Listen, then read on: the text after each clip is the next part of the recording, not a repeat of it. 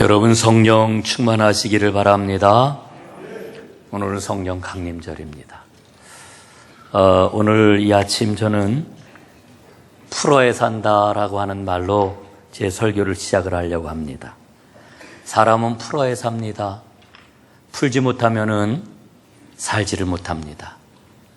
우리가 기가 막히다라고 하는 그런 그 이야기를 하는데, 이 기가 막힌다라고 하는 말은 우리 안에 원과 한이 꽉 차가지고 사람의 생기가 돌지 않는 이와 같은 상태를 가리키는 그런 말이지요. 어제 저는 제 방에 잠깐 누워 있었는데 밖에서 그 골목에서 막 싸우는 소리가 들리더라고요. 목소리가 막 그냥 얼마나 높아졌는지 몰라요. 그리고 상대방을 향해서 악다구니를 마구 쏟아내는 그런 그 소리를 들었습니다. 처음에는 싸움도 참 되게 소문내 크게 하네, 이런 그 생각이 들었는데, 문득 그런 소리를 듣다가 그런 생각이 들었습니다.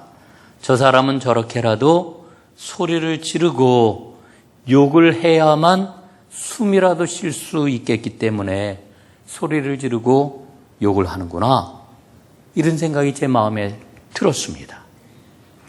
여러분, 사람은 풀어에 살아요.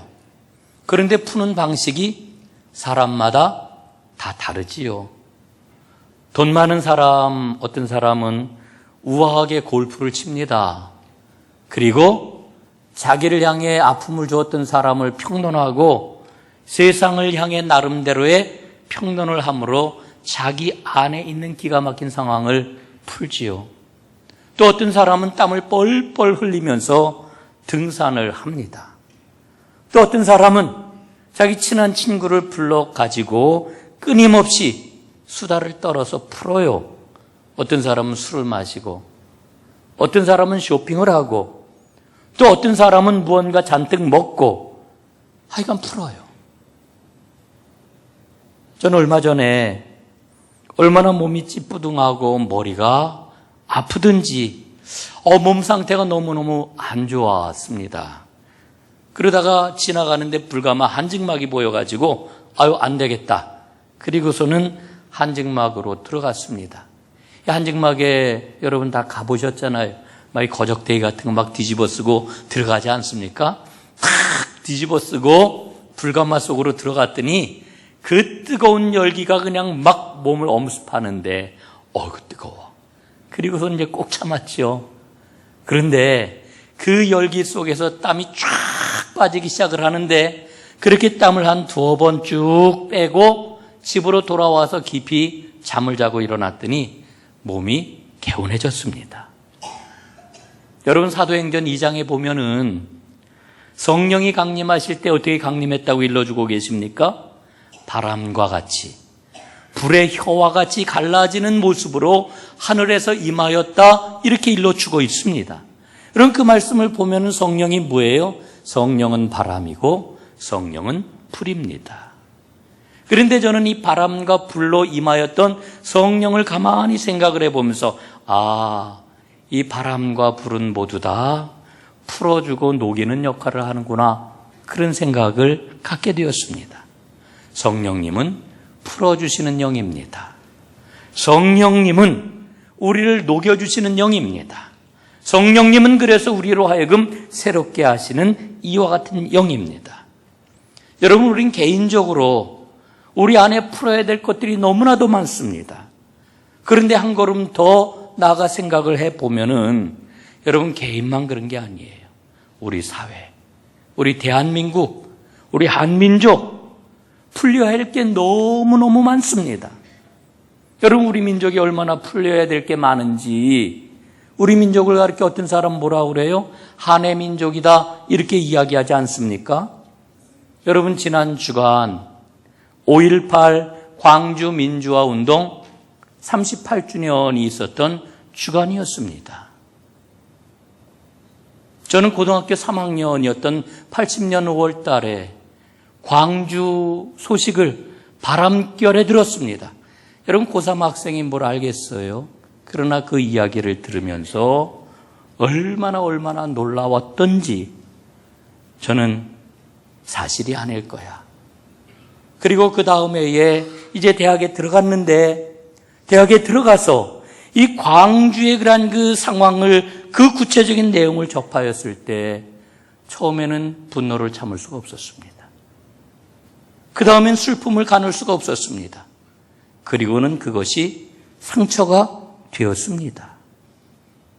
생각을 해보면은 그 상처가 마음속 깊이 삶 가운데 깊이 새겨져 가지고 치유되지 못하고 얼마나 긴 세월을 보내야 했는지 모릅니다. 근데 생각해 보면은 광주하고는 전혀 상관이 없는 저도 이럴진데 광주 사건을 직접 경험을 했던 당사자들, 가족을 잃은 그 사람들, 그 아픔을 겪었던 그들의 그 상처와 한은 어떻게 풀어야 되는 걸까 하는 생각을 갖습니다.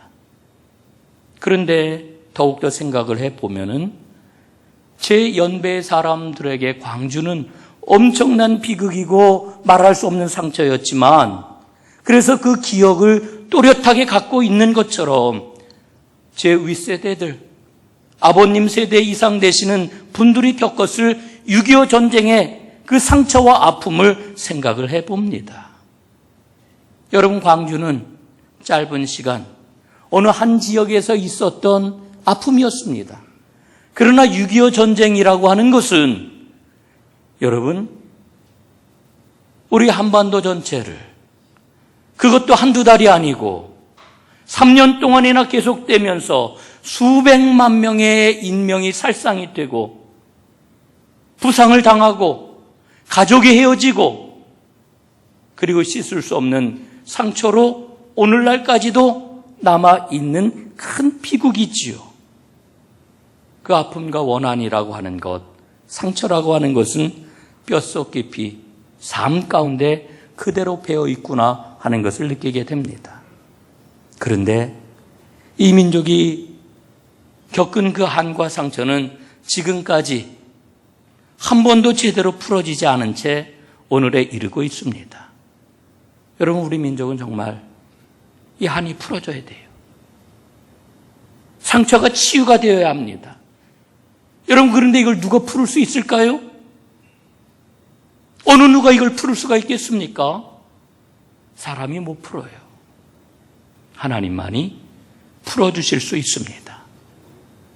저는 오늘날 우리 그리스도인들이 성령으로 충만해져서 세상을 향하여 바람과 불을 내어 보내는 성령의 통로가 되어야 된다고 분명히 믿습니다.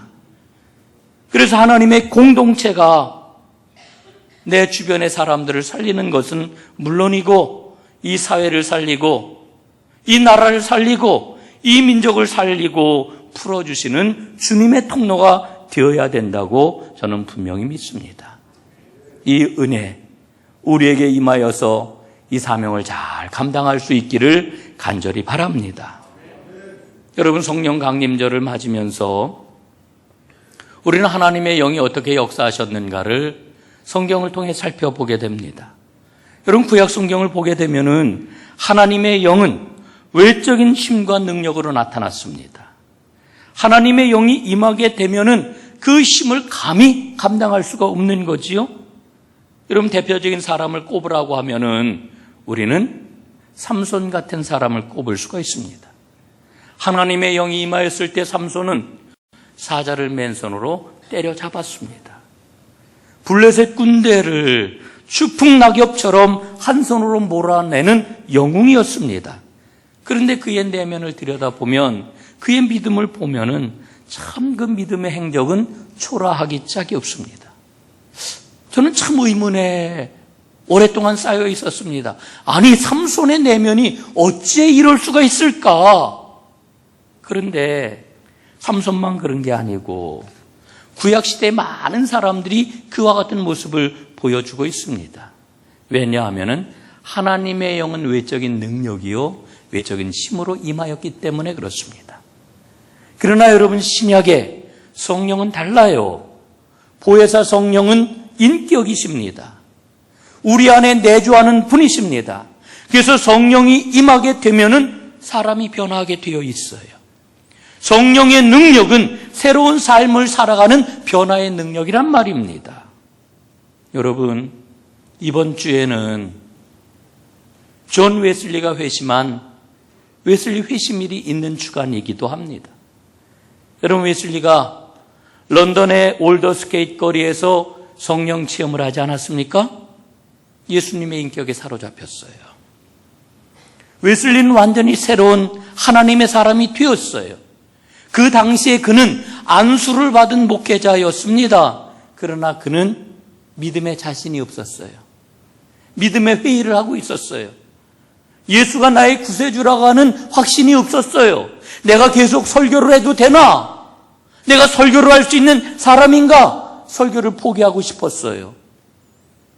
그는 미국 조지아로 선교사로 나갔다가 실패를 하고 돌아오고 말았습니다.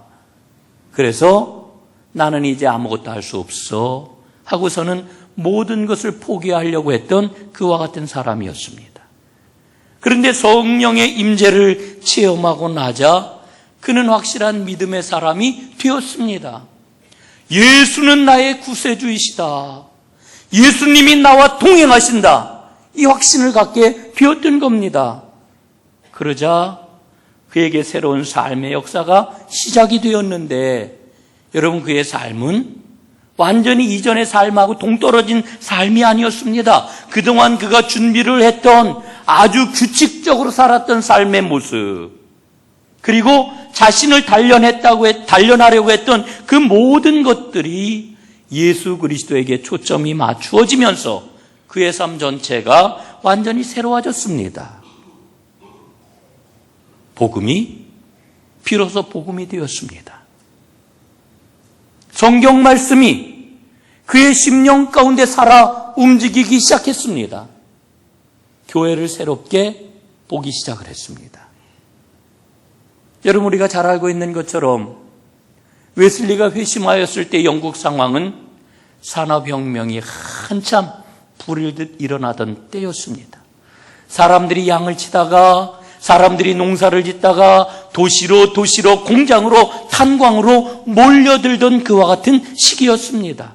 수많은 사람들이 공장에서, 거리에서, 감옥에서 비참하게 고통을 떠안고 때로는 지쳐 쓰러져 죽어가는 것들이 그의 눈에 보이기 시작을 했습니다. 지금까지는 전혀 보이지가 않았어요. 회심한 웨슬리는 브리스톨에 있는 공장으로 달려갑니다. 보드인에 있는 광산을 찾아갑니다. 그리고 런던 뒷골목 거리에서 성령 충만하여 생명의 말씀을 전하기 시작을 합니다. 여러분이 감리교의 시작이에요. 성령을 체험하면 예수님의 인격에 사로잡히게 되어 있습니다. 완전히 새로운 삶을 살게 됩니다. 여러분, 오늘 본문 말씀은 예수님께서 제자들에게 주시는 마지막 담화지요. 여기에서 예수님은 성령에 대해서 5가지를 말씀을 하고 계십니다. 첫째, 성령은 돕는 분이시다. 둘째, 성령은 가르치시는 분이시다. 셋째, 성령은 진리이신 예수를 증언하는 분이시다. 넷째, 성령은 세상을 책망하는 분이시다. 그리고 성령은 다가올 일을 알게 해 주시는 분이시다. 이걸 예수님께서 말씀하고 계시는 겁니다. 여러분, 성령이 하시는 일이 이런데, 그런데 핵심적으로 성령께서 이 땅에 오신 목적이 뭘까요? 가장 핵심적인 일은 예수를 증언하기 위해 오셨습니다. 여러분, 오늘 이걸 놓치지 않았으면 좋겠습니다. 한번 따라해 보시면 좋겠습니다. 성령님은 예수를 증언하기 위해서 오셨습니다. 그렇습니다. 예수를 증언하기 위해 성령님이 오셨어요. 예? 여러분, 오늘 본문 말씀을 보면은 성령님은 하나님께로부터 나오시는 분이시요 보혜사다, 이렇게 설명을 합니다. 그런데 이 성령님이 오시는데 결정적인 역할을 하신 분이 누구예요? 예수 그리스도이시라고 일러주고 있습니다. 성령님은 예수를 증언하는 영이십니다. 고린도전서 12장 3절에 보니까 이렇게 기록이 되어 있지요. 그러므로 내가 너희에게 알리노니 성령으로 아니하고는 누구든지 예수를 주시라 할 수 없느니라. 여러분, 예수님이 나의 구세주이십니까? 확실해요? 틀림없습니까? 여러분, 어떻게 예수님이 나의 구세주라고 하는 것을 여러분 믿고 고백을 하세요? 예? 성령님이 내 안에서 증언하시기 때문에 그래요. 성령이 증거하시기 때문에 그래요. 여러분이 성령 충만 혹은 성령에 대해서 이야기를 하면은 우리는 성령의 외적인 증거들만 자꾸 생각을 해요. 예? 어떤 능력, 뭐 방언을 한다든지, 뭐 이런 거 어떤 은사, 뭐 이런 것들을 우리는 성령이 나와 함께 하시는 증거라고 이렇게 생각을 해요. 여러분, 외적인 증거가 맞아요. 그러나 그것보다 더 중요한 게 있어요. 성령의 본질적인 역할이 뭐냐? 이 땅에 오신 목적이 뭐냐? 예수를 증언하기 위해서 오셨단 말이에요. 고린도전서에서 일러주고 계시는 것처럼 성령이 아니고서는 어느 누구도 예수를 나의 주님, 나의 구세주라고 고백할 수 없는 거예요. 여러분, 그러므로 오늘 예수가 나의 주님이십니다. 예수가 나의 구세주이십니다. 확실하게 고백하는 분들은 이미 성령으로 충만한 줄로 믿습니다. 내 안에 성령님이 계셔요. 여러분, 성경에 보면은 가장 위대한 고백 두 가지가 기록이 되어 있습니다.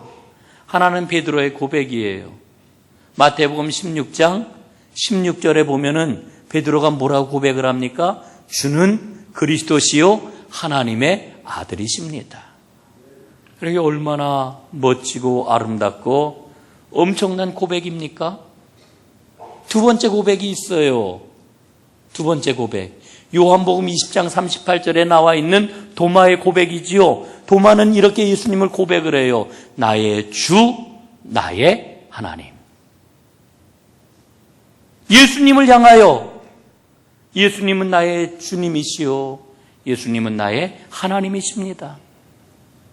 여러분, 그런데 오늘 우리가 베드로가 행하였던 그 고백, 도마가 했던 그 고백을 나의 고백으로 받아들이고 예수님은 나의 구세주이십니다. 고백을 하고 있어요. 여러분, 어떻게 고백하게 되었습니까? 목사님이 알려줬으니까요. 우리 장로님이 알려줬으니까요. 우리 속장님이 이렇게 얘기했으니까요. 여러분, 그런가요? 뭐 그렇게 그 진리에 대해서 들을 수는 있었지만은 여러분, 진짜 그 고백을 내가 할 수 있었던 까닭은 성령님이 내 안에서 증거하시기 때문이에요. 성령님은 바로 그 일을 위해 이 땅에 오셨습니다. 예수 그리스도를 믿으면 죄 사함을 받고 구원을 얻습니다. 이걸 가리켜 인생의 위대한 공식이다, 이렇게 이야기할 수 있어요. 인생의 위대한 공식. 예수를 믿으면 죄 사함을 받고 구원을 얻는다. 여러분, 우리가 살고 있는 이 세상은 물리적인 법칙이 지금 적용이 되고 있잖아요. 물리적인 공식에 의해서 우리는 살아가는 거예요.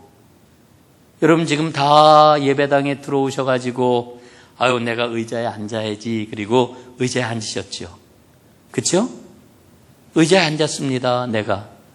그런데 여러분, 만약에 우리가 있는 이 공간이 지금 예배당 공간이 아니고 우주 공간에, 무중력 상태인 우주 공간에 있다고 생각을 해보세요. 앉을 수 있을까요? 못 앉아요. 그냥 둥둥 떠다닌단 말입니다. 중력이 작용이 안 되기 때문에 우리는 지금 물리적인 법칙 하에 지금 살아가고 있어요. 마찬가지로 인간은 위대한 구원의 공식에 따라 생명을 얻는 겁니다. 그리고 희망을 갖는 겁니다. 이게 하나님께서 우리에게 주신 은혜예요. 여러분, 이 은혜를 마음껏 누리세요. 이 은혜 가운데 기쁘고 복된 삶을 살아가는 하나님의 사람들 되시기를 주님의 이름으로 축복합니다. 여러분, 성령님께서는 바로 이 인생의 위대한 공식인 예수님을 받아들일 수 있도록 증거하시고 역사하십니다. 그 증거의 역사를 보면은요, 무엇보다도 성경을 통해서 증거하시는 것을 우리가 볼 수가 있지요. 여러분, 성경은 모두 66권이지 않습니까? 구약이 39권, 신약이 27권입니다. 그런데 이 성경이 2000여 년 동안 쓰여졌다고 그래요. 저도 성경이 쓰여지는 건 보지를 못했어요. 그런데 성서학자들이 연구를 하니까 2000년이 넘는 그런 그 긴 세월 동안 성경이 쓰여졌대요. 그리고 성경이 쓰여지는 데 동원된 필자가 40명이 넘는데요. 야, 이게 참 대단한 일이에요. 예? 왜 대단한 일이냐? 여러분, 2000년이 넘는 그 긴 시간 동안 40여 명이 넘는 그런 그 엄청난 사람들이 성경을 썼는데, 여러분, 성경 말씀을 보면은 일관되게 무엇을 이야기하고 있습니까? 예수 그리스도를 이야기하고 있고 우리에게 구원의 길이 무엇인지를 일러주고 있어요. 놀랍지 않아요? 예? 정말 엄청난 일입니다. 여러분, 사람이라고 그러는 게요, 아무리 능력이 있다 할지라도 참 너무너무 허술합니다. 저는요, 제 능력의 한계를 고백하자면은, 여러분, 제가 설교문을 작성을 하잖아요. A4 용지로다, 예? 하여간 몇 페이지를 이렇게 해가지고 설교문을 작성을 하는데, 어떤 때 보면은 서론에서 주제를 제시했는데 결론이 달라. 예? 앞뒤가 안 맞아. 무슨 얘기를 하는지 이게 아주 일관되지 않을 때도 있어요. 여러분, 짧은 20분, 30분 설교하는 그런 그 내용을 작성을 하는데도, 설교문을 쓰는데도 여러분 그렇단 말이에요. 그런데 2000년 넘게 긴 시간 동안 쓰여진 이 성경 말씀, 그것도 한 사람이 쓴 게 아니라 40여 명이 넘는 엄청난 사람들이 동원이 되어가지고 쓰여졌는데, 성경은 처음부터 끝까지 일관된 말씀을 우리에게 주고 있어요. 너무너무 놀라워요. 왜? 성경이 쓰여질 때 성령님께서 감동으로 성경을 쓰게 하셨기 때문에 그래요. 그런데 더 중요한 것은 그 성령님이 지금 성경을 펴들고 지금 성경을 대하는 여러분과 저에게 성경을 이해할 수 있도록 인도해 주신다는 거예요. 성령님이. 여러분, 이 성령은 우리에게 성경을 이해하게 해 주시고요, 죄에 대해서 깨닫게 해 주시고요, 믿음을 갖게 해 주십니다. 이게 성령님의 증거예요. 그런데 성령님은 이렇게 우리에게 증거해 주실 뿐만 아니라 새로운 삶을 살도록 역사해 주셔요. 어떻게? 오늘 16장 13절 말씀에 보니까 이렇게 일러주고 있지요. 진리의 성령이 오시면 너희를 모든 진리 가운데로 인도하시리니, 이렇게 말씀을 합니다. 진리 가운데로 인도해 주신다는 거예요. 진리 가운데. 여러분, 성령 이미 여러분들 받으셨어요. 성령님이 우리 안에 계셔요. 그러므로 성령님께서는 믿음을 가진 우리에게 이제는 진리의 길을 가자, 이렇게 우리를 인도해 주실 때 여러분 그 길을 잘 따라 나갈 수 있기를 간절히 바랍니다. 예수님의 제자가 12명이었는데 예수님하고 3년 동안 함께 밥 먹고 함께 잠을 자고 함께 여행을 하고 함께 주님의 놀라운 기적의 역사에 참여를 하고 주님과 함께 기도하고 주님께서 주시는 핵심적인 복음의 메시지를 들었어요. 그런데 여러분 어떻습니까? 이 제자들이 예수님이 십자가에 달려 죽으실 때 어떻게 했어요? 다 도망갔잖아요. 다 도망갔어요. 예수님을 부인했어요. 걸음 하나 살려라, 꽁지를 빼고 도망을 했어요. 참 비겁하지요? 참 한심하지요. 정내미가 딱 떨어집니다. 그런데 이들이 성령을 받고 나서 완전히 바뀌었어요. 예수님을 위해, 복음이라면, 주님의 나라라면 내 목숨까지도 아끼지 아니하고 내어놓겠습니다. 두려움 없이. 내가 하나님을 두려워하랴, 사람을 두려워하랴, 진리를 쫓는 참 생명의 사람이 되었단 말이죠. 성령 충만했을 때. 여러분에게 오늘 우리의 모습이 되어야 되겠지요. 예? 여러분, 우리 믿음이 이렇게 자라났으면 좋겠어요. 하나님 앞에 우리 삶의 어려움, 해결되어야 될 문제들, 이런 것들 기도하시고 간구하는 가운데 응답받으면서 이제는 진리를 쫓아 살아갈 수 있는 힘까지 얻는 그런 하나님의 사람들 되시기를 간절히 바랍니다. 도널드 맥컬로우라고 하는 사람이 세상과 다른 마음이라고 하는 책을 썼는데, 그 책에 보면은 흥미롭고도 부끄러운, 목회자인 사람에겐 참 부끄러운 이야기예요. 그런 이야기를 들려줍니다. 두 연구자들이 있었는데 아마 신학자들이었던 것 같아요. 정확하게 책에서는 표현이 안 되고 있는데, 프린스턴 신학생, 이 프린스턴 신학교에서 공부하는 사람들은 굉장히 믿음이 좋은 신학생들이에요. 프린스턴 신학생 40명을 대상으로 실험을 했답니다. 신학교 근처에 건물로다 신학생들을 보내면서 가서 즉석 설교를 하고 그거를 녹음해 와라 하는 미션을 줬다는 거지요. 40명. 그런데 그 중에서 몇 명에게는 설교 주제를 주었어요. 선한 사마리아 사람 비유에 대해서 설교해라. 그리고 다른 학생들에게는 각자 관심 있는 분야에 설교를 해라. 그리고는 이 연구자들이 학생들 모르게, 신학생들 모르게 가는 길에 배우들을 배치를 해가지고 신학생들이 지나갈 때에 막 쓰러져가지고 엄청 고통을 당하는 그와 같은 모습을 연출하게 한 거지요. 예? 사람이 막 쓰러졌어요. 설교를 하러 가는데 사람이 막 죽어가는 거예요, 앞에서. 그리고 나서 모든 실험을 마치고 보고서를 썼는데, 보고서 내용을 보니까 이래요. 60%의 신학생은 그냥 지나쳤고, 선한 사마리아인에 대해서 설교를 하기로 한 신학생들도 그 쓰러진 사람을 말 그대로 쳐다보지도 않고 지나갔다. 여러분, 우리가 진리를 따라 사는 게 뭘까요? 진리를 아는 게 뭘까요? 성경 말씀 내용을 아는 걸까요? 여러분, 이 보고서는 진리를 쫓아 사는 삶이 무엇인지를 아주 구체적으로 보여주고 있어요.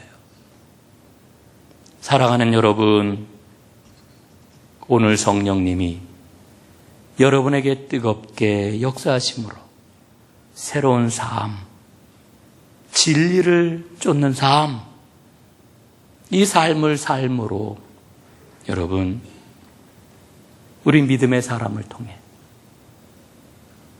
우리 전동교회 공동체를 통해, 이 교회를 통해 이 민족에게 새로운 길을 열어주시는, 그 아픔과 상처를 치유하시는 하나님의 역사, 진리를 따르는 이와 같은 역사가 꼭 일어날 수 있기를 간절히 소원합니다.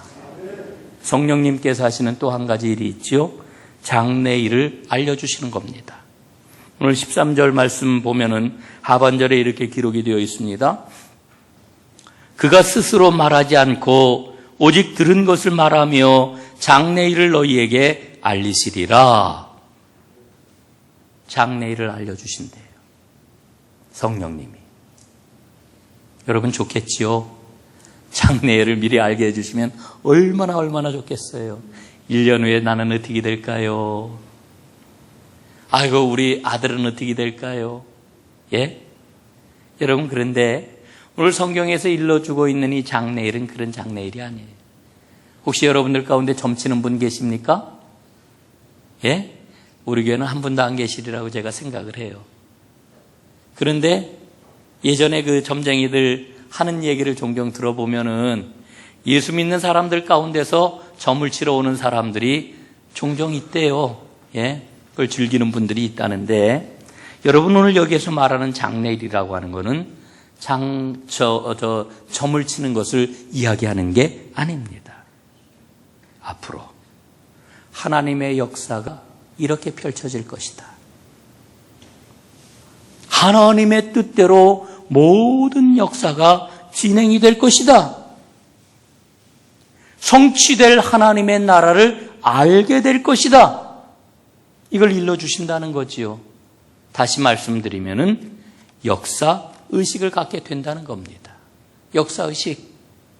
하나님이 역사의 주인이라고 하는 것을 분명하게 믿고 그 믿음을 가지고 살아가게 된다는 거지요.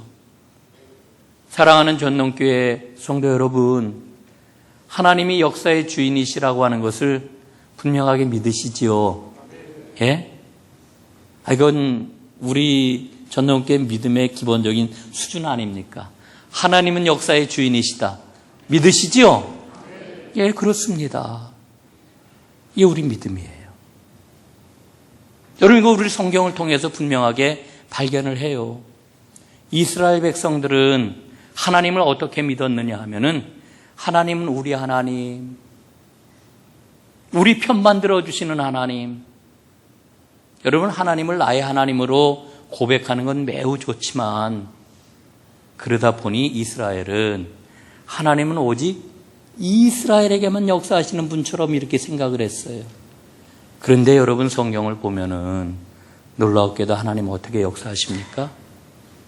이스라엘의 원수 나라, 그 나라의 왕들을 하나님의 도구, 하나님의 종, 심지어는 하나님의 사랑하는 종이라고 하는 표현을 하시면서 사용하시는 것을 보아요. 느부갓네살, 예? 유다를 멸망시키잖아요. 고레스, 바사 제국의 그러한 그 왕 아닙니까? 그런데 하나님이 그런 사람들을 뭐라고 그러시느냐 하면은 나의 사랑하는 종, 나의 도구. 하나님 뭘 말씀을 하셔요? 너희들은 이 사람들을 원수로만 생각을 하는데 나는 이들을 통해 가지고 나의 역사, 하나님의 구원의 경륜을 펼쳐나가신다는 거예요. 그걸 예언자들이 선포를 하지요. 그러니 그 선포를 받아들이는 이스라엘 백성들, 그 말씀 받아들이기가 쉬웠을까요? 예레미야 선지자는 뭐라고 그래요? 내가 사용하는 원수 나라의 왕이 유다를 멸망시킬 건데 하나님의 뜻으로 알고 받아들여라. 여러분, 받아들이기가 쉽겠어요? 받아들일 수 있겠어요? 만약에 제가 그 현장에 있었어도 내가 유대인이었다라고 해도 난 그 말씀 못 받아들였을 것 같아요. 그런데 하나님은 역사의 주인이시란 말이에요. 우리가 우리 한계 때문에 보지 못하는 하나님의 역사를 이루어 가신단 말이에요. 여러분, 오늘도 마찬가지입니다. 제가 언제도 말씀을 드렸습니다마는 저는 하나님이 김정은이를 사용하신다고 생각해요. 그 폭군, 권력의 화신, 예? 또 세계의 장사꾼 트럼프, 저는 하나님이 사용하신다고 생각을 해요. 하나님은 지금 하나님의 역사를 이루어 가시는데 우리의 생각, 우리의 관념, 이걸 뛰어넘어 하나님 역사하신다고 저는 분명히 믿어요. 그러므로 오늘 우리는 어떻게 기도해야 될까요? 하나님, 우리의 간절한 소원이 있습니다. 이 나라를 긍휼히 여겨주시고 이 민족을 불쌍히 여겨주셔서 진정으로 이 땅에 평화가 임하게 해주시되 하나님 방법대로 이루시는 그 평화에 저희도 동참하고 따르게 해주십시오. 여러분, 오늘 우리가 기도해야 할 내용입니다. 여러분, 여기에 대해서 우리는 여러 가지 견해를 가지고 평론할 수 있어요. 이런 그 평론은 저 밖에 사람들한테 맡기세요. 우리는 기도해야 합니다. 왜? 하나님이 역사의 주인이시기 때문에. 하나님이 이제 100년 넘도록 우리 민족에게 켜켜이 쌓여있는 그 한과 상처와 아픔을 풀어주셔야 되는 이러한 상황이 빨리 와야 되겠기에 여러분, 우리 하나님 앞에 탄원하고 기도할 수밖에 없는 거 아니겠어요? 여러분, 기도해야 합니다. 성경의 마지막 결론 여러분 잘 알고 계시지요? 요한계시록 7장 12절에 보면은 이렇게 말씀합니다. 주님에게 찬송과 영광과 지혜와 존귀와 권능이 세세토록 있게 될 것이다. 우리 주님에게 찬송과 영광과 지혜와 존귀와 권능이 세세토록 있게 될 것임을 믿는 이 믿음이 오늘 우리의 믿음입니다. 여러분, 이게 우리의 소망이고 이게 우리의 생명입니다. 사랑하는 여러분, 성령으로 충만하십시오. 그럴 때 우리는 이 믿음의 확신을 가지고 담대하게 진리를 쫓아 살아가게 됩니다. 그러면 우리는 세상을 넉넉히 이기고 세상이 감당하지 못하는 하나님의 사람이 되어 하나님 앞에 영광을 돌리게 될 것입니다. 이 복을 누리는 하나님의 사람들, 우리 전농교회 공동체가 되기를 주님의 이름으로 축원합니다. 기도하겠습니다.